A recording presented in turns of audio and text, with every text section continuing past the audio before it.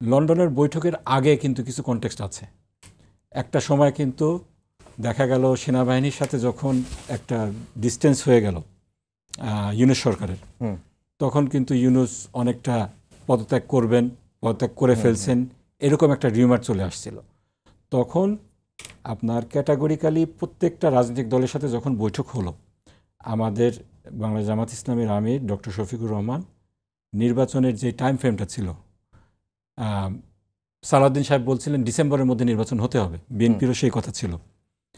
আমাদের তখন যখন আমাদের ওপিনিয়ন জানতে চাইলেন, তখন আমরা বললাম যদি ইলেকশন হতে হয় তাহলে রোজার আগে হওয়াটাই বাঞ্ছনীয়।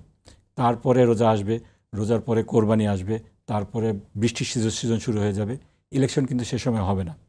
এবং ডক্টর শফিকের যে তৎপরতা ছিল, সে তৎপরতার কারণেই কিন্তু, কনস্ট্রাকটিভ তৎপরতার কারণেই সেই সময় জাতি কিন্তু একটা ডিজাস্টার থেকে রক্ষা পেয়েছিল। ইলেকশনের একটা রোড ম্যাপ কিন্তু সে সময় আমরা দেখেছি।